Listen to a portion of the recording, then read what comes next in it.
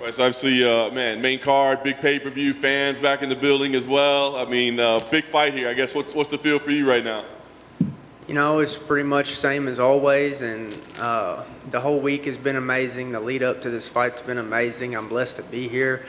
It's good to see all y'all here, a lot of familiar faces. So, you know, y'all do a big part of giving the fans what they want to see. So I got to thank y'all as well for having me here today.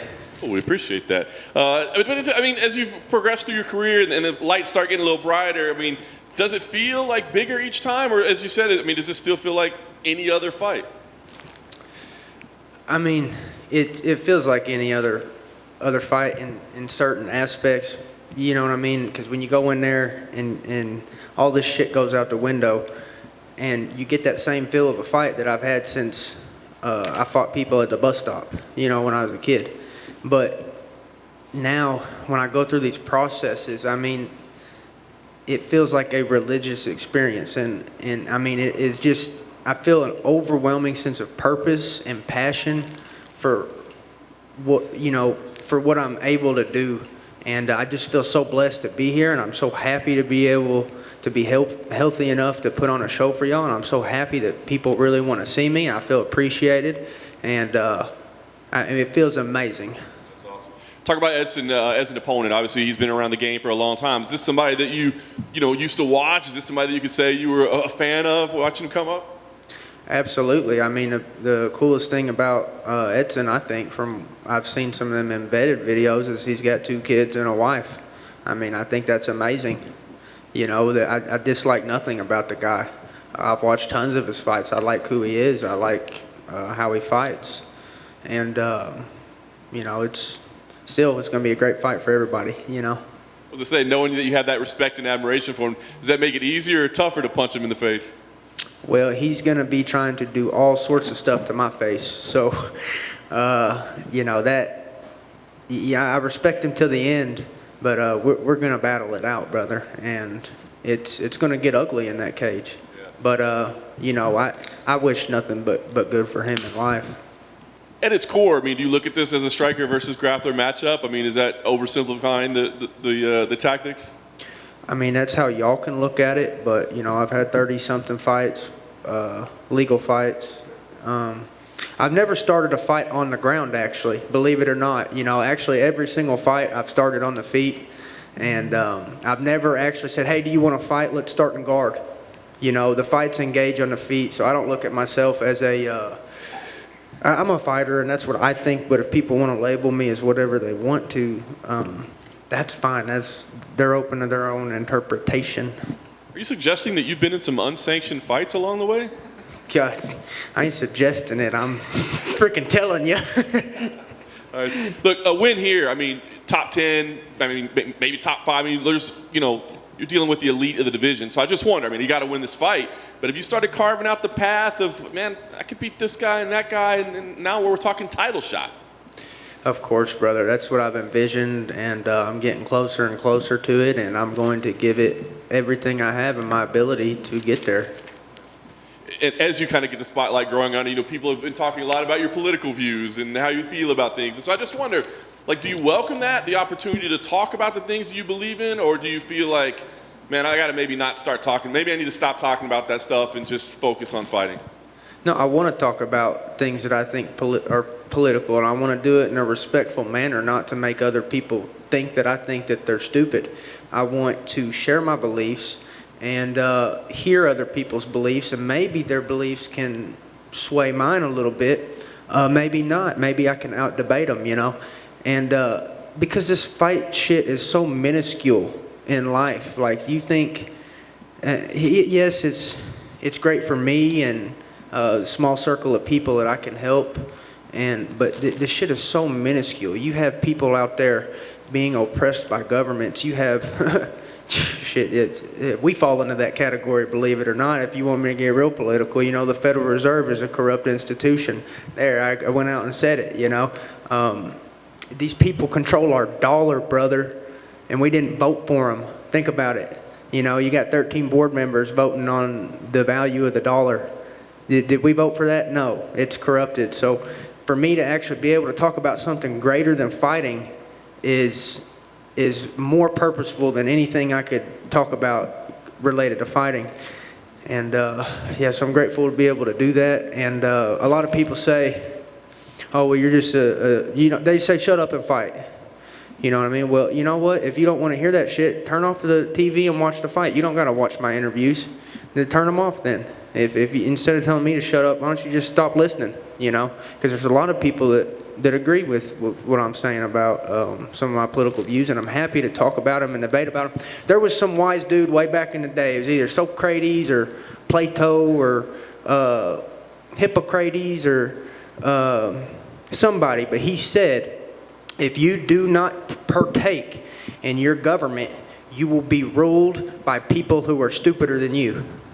And that's what he said. Now, it was give or take a couple of words. Paraphrase. It's paraphrased. But if we, the people, do not choose and are not active in conversations about what's going on in our government, well, then these idiots are going to control everything we do and we won't have a say in it.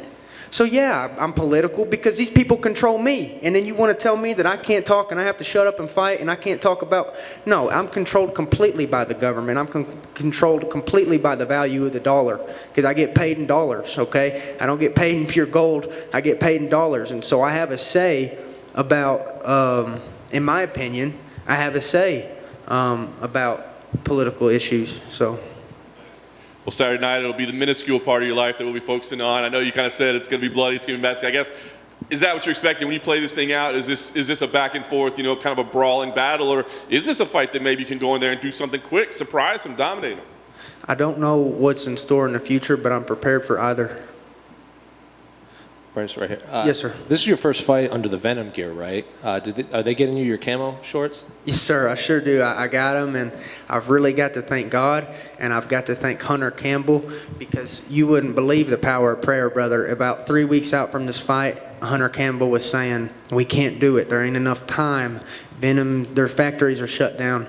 My whole family was down on their knees praying. I was down on my knees praying. I had people in my inner circle praying.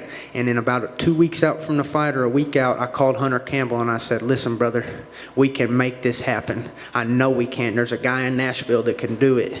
And I said, you're missing out on a huge demographic. And Hunter Campbell, we were laughing and joking, and he said, you know what?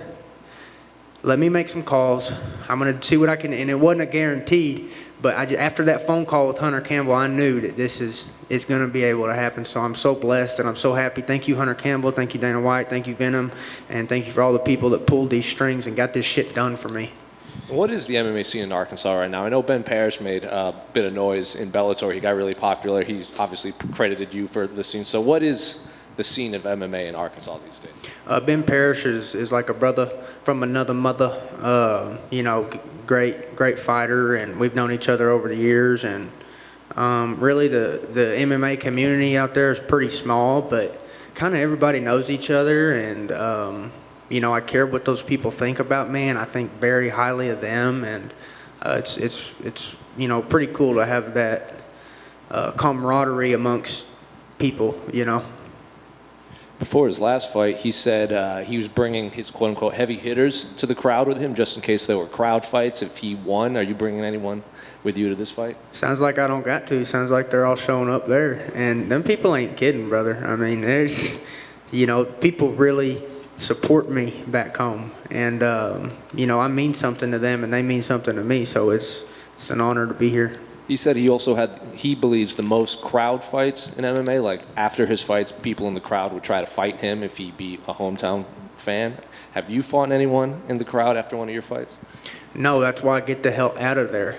And he ain't kidding, brother. Yeah, we've seen the fights in the crowd. I've been looking. There was one time I was walking out of the lobby, and this whole storm of people, like 14, 15, I don't even know. There's a shit ton of people, just like, it was like a storm of people just goes past me, and they're throwing punches, they're biting and spitting and throwing, and it's just like, boom, right in front of me. And that was at Minglewood Hall in Memphis. It's like, the shit you see in this sport, y'all probably wouldn't believe some of the shit that I've seen. You'd think I'm exaggerating it.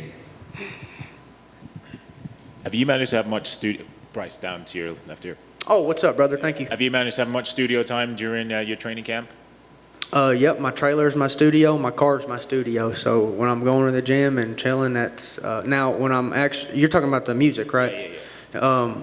I do go to a guy named Kev, the Joker, and my buddy Dylan Johnson has also helped me out. But I very rarely go to the recording studio. I do most of my, it's kind of like the comparison of how much time I spend in the gym training to actual the amount of time in the cage. Like imagine the cage is the studio, like with the professionals, with Kev there editing. Most of the time it's training. It's in my trailer, in my car, when I'm by myself rapping, working on that. So very little time is actually spent in the studio. And other than yourself, who do you think is the best rapper in the UFC or in MMA in general? I don't really know, and I don't like being compared to other UFC rappers because it's like, who cares? I don't want to be compared to a UFC rapper. I want people who don't even know shit about the UFC to recognize that I can rap. I don't want people to just say, oh, well, he's only good at rapping because he's been a successful fighter. I want people who know nothing about fighting or care nothing about fighting to be reached by my music. And that's the goal of it, is to connect with people, regardless of the fight. Take the UFC out of it. You know, I want my rap to reach people. Cheers, man. Thank you. Thank you. Hey, Bryce, just at the back over here, bro. What's up, brother? What's up, man? A lot of people think politics should stay out of sport, but considering you're not one of those people, I just wanted to get your thoughts on the whole Russia and Ukraine situation. You know, here's my first thought is I'm not going nowhere to fight none of these wars for these politicians. I'm staying at home, and when the war comes to Arkansas, I will dig my boots in the ground, and I will die for everything I love, and I will not retreat. If this country's invaded and everybody's saying, well, we gotta evacuate, we gotta leave, I will not. I will dig my boots in the Arkansas soil, and I will fight for the people that I love, for the land that I love, and the way of life that I love. But I'm not going overseas to fight. I don't know what's going on, to be honest, brother. I really don't. There's so much stuff, and I don't think nobody knows what's going on fully. There's been so much political corruption in that area. You got Biden and his son making a shit ton of money off of and using our tax dollars to bribe their people. That's treasonous, in my opinion. So you got Hunter Biden and his son using our tax dollars. Hey, if Ukrainian government, if you don't do this, we're taking your tax dollars. He shouldn't be giving our tax dollars to that country anyway. We got veterans out here sleeping on the street, and you're going to give our freaking tax dollars to these Ukrainians and all that. Brother, I don't know what's going on over there, but I'm not going over there and fighting, and God bless anybody that's over there fighting, and I hope that the shit just gets solved. And man, I don't like war. You know what I mean? I don't want people dying and all that stuff. I don't want to be, but I don't know what's going on. There's so much stuff that I think that's corrupted that we just don't know what's truly going on over there. And I pray all those people are safe, and I don't want none of that. You know, I have no control over that shit, and I don't really know enough to talk about it too much. But thank you for asking. Thank you very much. Bryce, you mentioned at the beginning of your time with us, thank you for taking time out of your day, staying humble. You're on the main card, putting music together, you're here with the press conference, you got the camouflage shorts coming. How do you stay humble with all this attention and climbing up the ladder? I would say my relationship with God has just been really important in my life, and I've felt more spiritual in the last year of my life than I ever have. And it's just an amazing feeling. So all the good stuff that you see coming out of me is a product of me letting God shine through me. Thank you, sir. Good luck on Saturday. Thank you, my brother. Bryce, one more. Can I ask you your thoughts on the main event? Who you think's going to win between Colby and Jorge? Shoot, well, I'm not betting, so I'm not that confident. You know what I mean? I think that each of them are good at, you know, different things. And I kind of hate to see it, like, the personal attacks, you know what I mean? I kind of hope after the fight they just kind of hug it out. But, you know, I hate to see all that personal. It gets so personal, and you know, because I think overall they're both probably pretty good people, and you know, I don't know. I don't know who's going to win, brother. I hope that both of those guys leave that cage healthy, because they're talking about wanting to kill each other and all that, and I hope that neither of them dies. I hope that both of those people go home healthy. I know they have a lot of people that care about them back home, so that's what I hope. Yes, sir. I